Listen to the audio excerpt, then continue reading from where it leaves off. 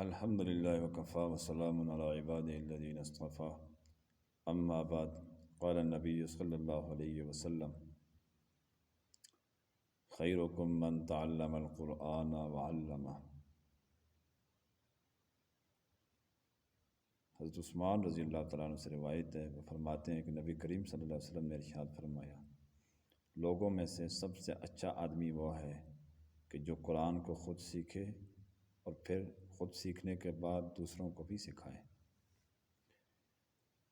دنیا میں بہت سارے نیکی کے کام بھی ہیں، بہت سارے ہنر بھی ہیں اور بے شمار کام ہے دنیا میں،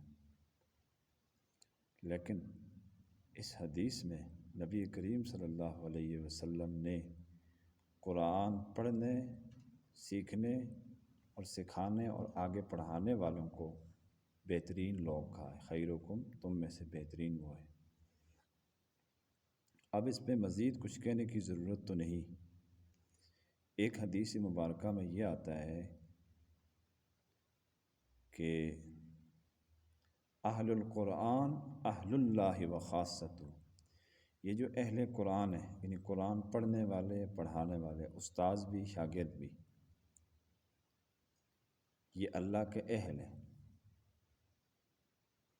اہل قرآن اہل اللہ ہے، و خاصتہ، اور اس کے ہاں مقبول اور خاص بندے ہیں۔ اللہ تبارک و تعالیٰ کا برتاؤ ان کے ساتھ بڑا خاص ہوتا ہے، بڑا پیار اور بڑی محبت ہوتی ہے، اور بے شمار فضائل ہیں قرآن مجید کے۔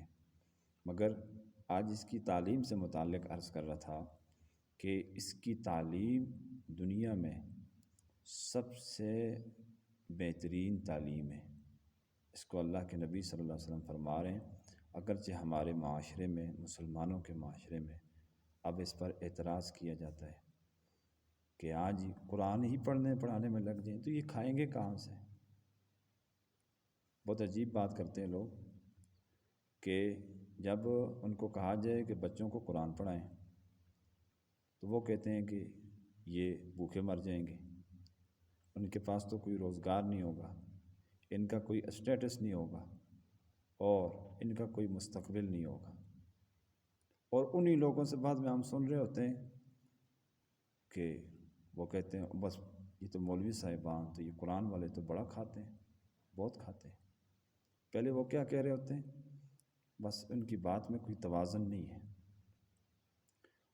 خود اللہ تبارک و تعالیٰ نے سورۃ الرحمن کا جو آغاز کیا ہے اس میں بہت بہترین قسم کا نقطہ ہے، الرحمن علم القرآن خلق الانسان۔ رحمان وہ ہے جس نے قرآن کی تعلیم دی انسان کو، خلق الانسان، انسان کو پیدا کیا۔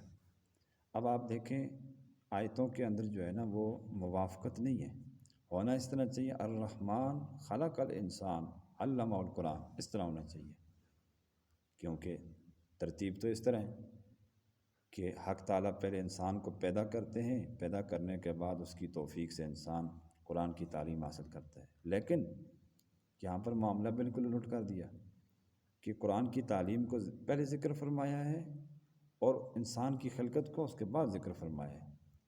مفسرین اور علماء حضرات فرماتے ہیں کہ قرآن مجید کو، تعلیم کو انسان کی خلقت کے اوپر مقدم اس لیے کیا ہے کہ جس انسان نے پیدا ہونے کے بعد قرآن کی تعلیم کا آغاز کیا، قرآن کی تعلیم حاصل کی، جن ماں باپ نے، جن رشتہ داروں نے اپنے کسی پیارے کو پیدائش کے بعد، تربیت کے بعد قرآن مجید کی تعلیم دی تو اس نے اپنی زندگی کا مقصد پورا کیا۔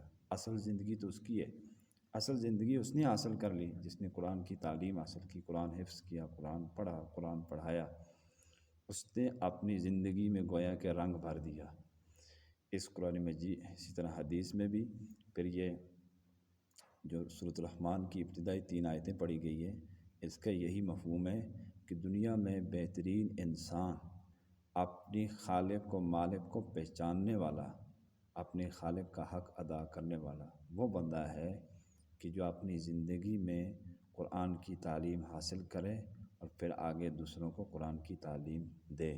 اللہ تبارک و تعالی ہم سب کو قرآن کی عقیدت اور محبت عطا فرمائے اور قرآن مجید ہم سب کو سیکھنے کی اور پھر اس کا مشغلہ اپنانے کی توفیق عطا فرمائے۔ وآخر دعوانا ان الحمد للہ رب العالمین۔